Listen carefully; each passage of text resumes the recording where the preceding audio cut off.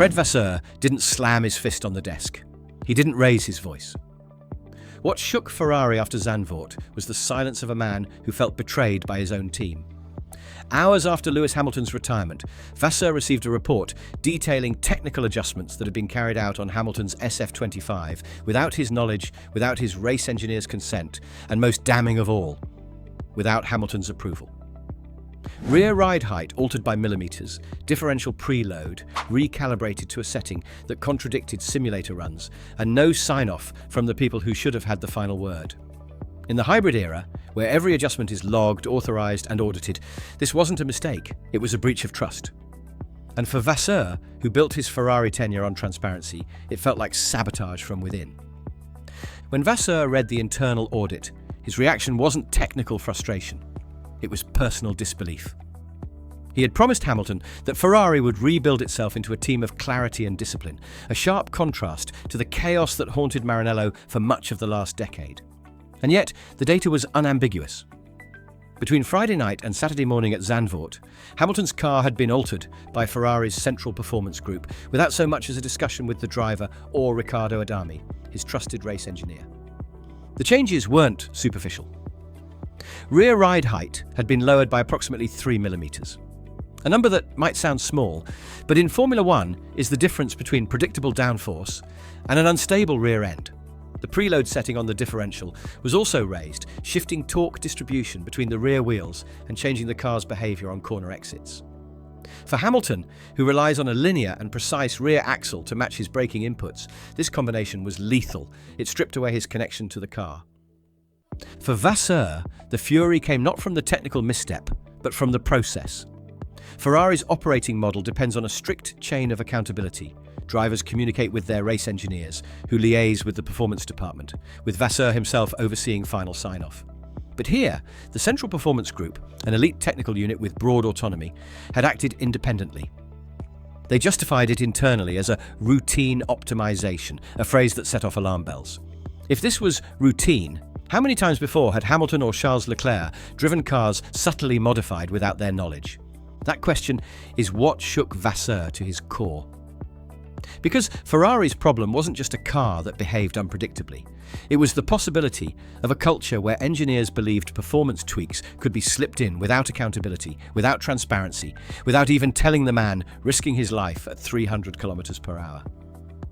Inside the hospitality suite that evening, Vasseur convened a meeting with the heads of the Central Performance Group. Sources inside Maranello later described the atmosphere as frozen. Vasseur asked one direct question: who authorized these changes? Nobody gave a clear answer. Responsibility was passed around the room like a hot coal. Some claimed it was part of the workflow. Others insisted it had been miscommunication. But none could point to a driver request, a race engineer's note, or even a signed-off document. And for Ferrari's team principal, that absence of accountability wasn't just unprofessional, it was existential.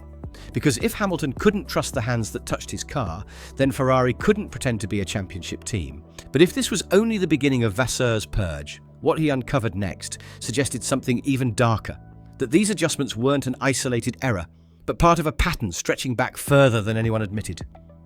What unsettled Vasseur most in the hours after Zandvoort wasn't the crash itself, nor even the unauthorized changes.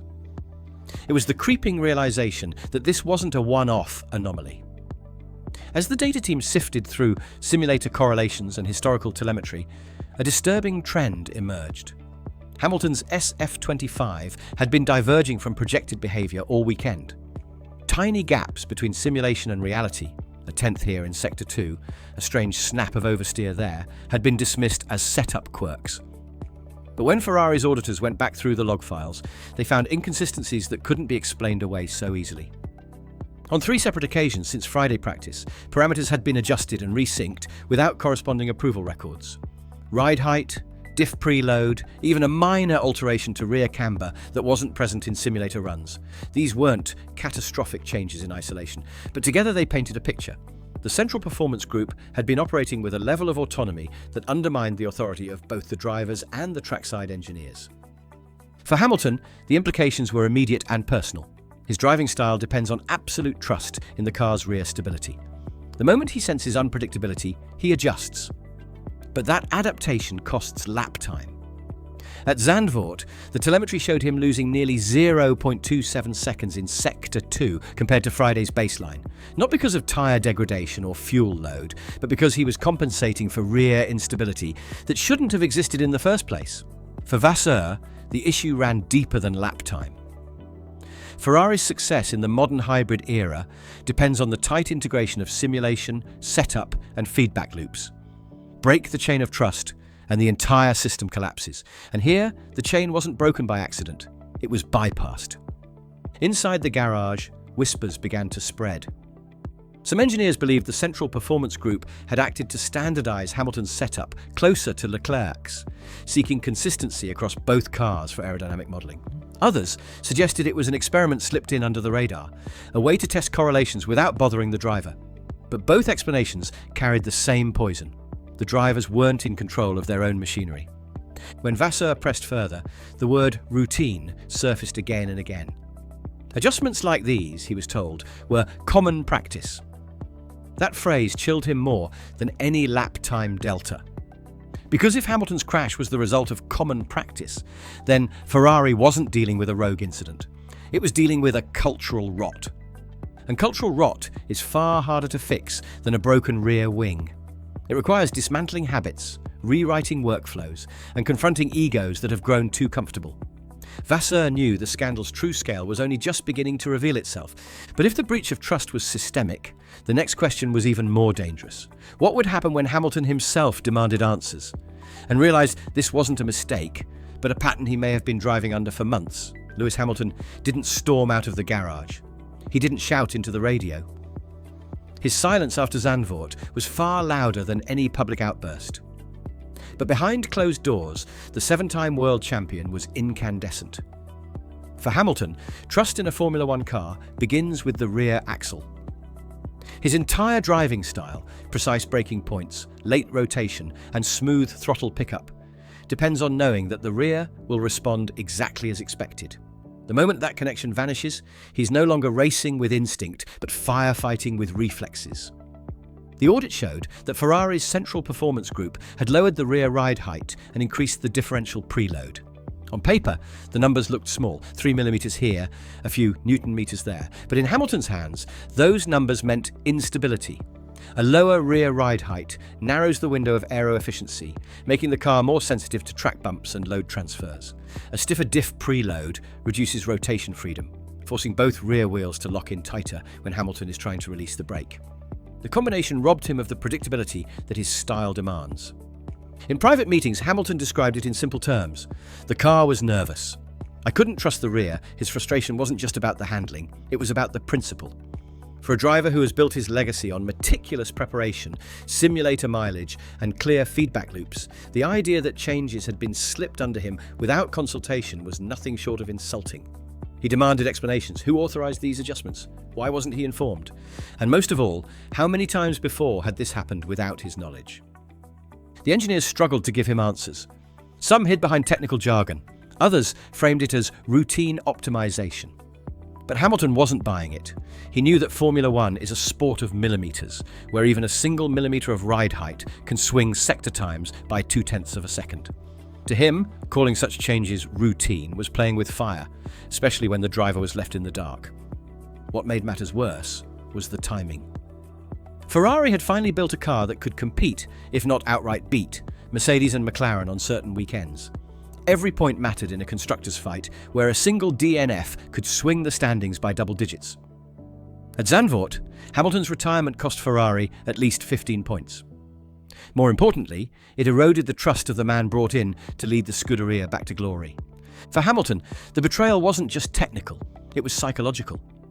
If he couldn't trust the car beneath him, he couldn't unleash the raw pace that made him a champion. And for Vasseur, that realization was devastating, because it meant Ferrari wasn't just losing points, it was losing Hamilton himself. But while Hamilton's fury burned in private, the political firestorm was about to spill into the open paddock. And the rivals, watching from across the pit lane, saw something Ferrari couldn't afford to show: weakness. Fred Vasseur didn't waste time. Within hours of Hamilton's retirement, He ordered a freeze on the Central Performance Group's systems access. Every laptop, every data channel, every tool that could modify car parameters was locked down until further notice. It wasn't just a technical audit, it was a public message inside Maranello. The autonomy of Ferrari's shadow unit was over. For years, the Central Performance Group had operated with broad independence.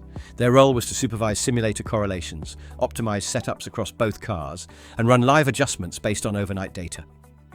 But with independence came blurred lines. Trackside engineers believed they held ultimate authority in consultation with drivers. The Performance Group believed they had the right to standardize cars across the garage if their models suggested a gain. That tension had existed quietly for seasons, tolerated because Ferrari was desperate for performance. At Zandvoort, it finally combusted. The internal meeting that evening became legend almost instantly. Vasseur asked one question: who signed off on Hamilton's changes? What followed was an exchange of glances, half sentences, and excuses. Some engineers claimed it was a workflow oversight. Others pointed to simulator output, suggesting Hamilton's setup could destabilize tyre degradation over long runs. But no one admitted responsibility. And when pressed, several staff members described such changes as routine. That word, repeated again and again, was the breaking point. Routine meant precedent. Routine meant culture. Routine meant Hamilton and Leclerc may have been driving cars that weren't truly theirs more times than anyone wanted to admit. For Vasseur, this was nothing short of institutional betrayal. By the time the meeting ended, 3 senior engineers from the Central Performance Group had been sidelined, pending investigation. Vasseur himself drafted a directive mandating that no configuration change could be implemented without a tripartite sign-off: the driver, his track engineer, and a technical delegate chosen by Vasseur. No more unilateral experiments, no more routine surprises. But inside the paddock, news of the purge spread quickly. Rival teams smelled blood. Red Bull insiders speculated openly about Ferrari's internal dysfunction, while Mercedes engineers quietly briefed their own drivers. We may not have the fastest car, but at least you know exactly what you're driving. For a team fighting to claw back championship credibility, the optics were disastrous. And the timing could not have been worse. Hamilton's DNF cost Ferrari 15 points in the constructors' standings. That single result widened McLaren's gap and narrowed Ferrari's buffer over Mercedes. In the drivers' table, it represented an 18-point swing that pulled Hamilton further behind Verstappen and Norris. Numbers that mattered, because at this stage of the season, every lost point could decide whether Ferrari was fighting for the title or fighting to save face. But if Vasseur's purge aimed to restore discipline, it raised a darker question. Had Ferrari's culture of autonomy already gone too far to repair, and was Hamilton's faith in the Scuderia already beyond saving? The silence inside Ferrari's hospitality didn't stay private for long. By Sunday evening, the whispers had already reached the media pen. Reporters noticed Hamilton's unusually clipped body language, Vasseur's stone-faced press answers, and the way Riccardo Adami avoided eye contact when asked about setup direction. Within hours, the narrative was out. Ferrari had a control crisis. For rival teams, the Zandvoort debacle was an opportunity. McLaren, now in total command of the championship, with Oscar Piastri leading on 309 points and Lando Norris chasing on 275, looked untouchable. Their strategists, who had spent months refining simulator-to-track correlation, contrasted their stability with Ferrari's chaos. One insider quipped to journalists, "We don't let the computer drive our drivers." Red Bull, struggling for outright pace, but still holding Verstappen in third on 205 points, painted Ferrari as fragile under pressure. And Mercedes, with Russell on 184 and Antonelli, already matching veterans in P7, quietly circulated talking points about driver trust being worth lap time. The standings made Ferrari's crisis impossible to hide. Leclerc's 151 points left him clinging to fifth, while Hamilton sat marooned in sixth with just 109. The gap to Piastri was a staggering 200 points. Mathematically, Hamilton was already out of the title fight. The goal now wasn't winning a championship, it was salvaging credibility. And for a driver who joined Ferrari to chase an 8th crown, that reality stung more than the crash itself. The psychological damage was immediate. Hamilton had spoken openly about Ferrari being his final chapter, the place he would rebuild his bond with racing. Instead, he now faced the same dysfunction that had haunted Alonso and Vettel before him. Every lost point became a reminder that his window was shrinking, that the gamble of joining Ferrari could end in disappointment rather than redemption. Meanwhile, the media narrative spiraled. Italian dailies compared the scandal to Ferrari's dark years, when politics devoured performance. British outlets framed it as betrayal of Hamilton himself, questioning whether his move to Ferrari had been a mistake. Even neutral commentators began drawing parallels to Alonso's infamous 2010s campaigns, when internal disarray repeatedly squandered championship opportunities. The optics couldn't have been worse.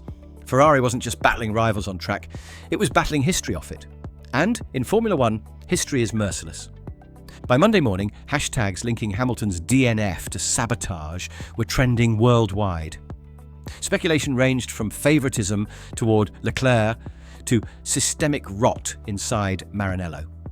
None of it was proven, but in a sport where perception shapes reality, Ferrari's silence only fueled the storm. And yet, the true danger wasn't in the headlines or the hashtags. It was in the paddock corridors, where rivals began to study Ferrari's fracture lines. Because in a championship, this lopsided exploiting weakness is as valuable as finding raw pace. In Formula One, politics and psychology matter, but in the end, it's the points table that delivers the brutal truth. And when the numbers from Zandvoort were added up, Ferrari's cost wasn't theoretical, it was catastrophic. Hamilton's retirement stripped Ferrari of a likely podium. Based on race pace projections from Friday long runs, his SF25 had the pace for P3, 15 points that would have steadied their hold on fourth in the Constructors. Instead, Ferrari left empty-handed, while McLaren collected 43 points through a Piastri-Norris 1-2. That single swing didn't just widen the gulf, it exposed how little Ferrari truly mattered in this year's title picture. McLaren sit on 584 points. Ferrari are languishing on 260. The word fight no longer applies. The drivers' table painted an even harsher reality. Oscar Piastri leads on 309. Norris follows with 275. Verstappen sits third with 205. George Russell is fourth on 184. Charles Leclerc, Ferrari's leading hope, is only fifth with 151, already 158 points behind Piastri.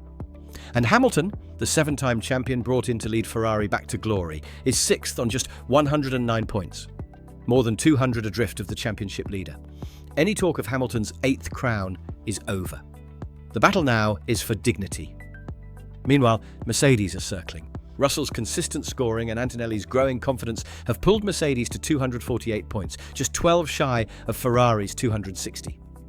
One more bad weekend, and Ferrari could slip behind their greatest rival, not only losing constructors' prize money, but surrendering political leverage within the FIA. For a team that gambled so much on signing Hamilton, the optics of falling behind Mercedes would be devastating. What makes the arithmetic sting even more is that Ferrari didn't lose these points to a blown engine, a freak rainstorm, or a driver mistake. They lost them to themselves.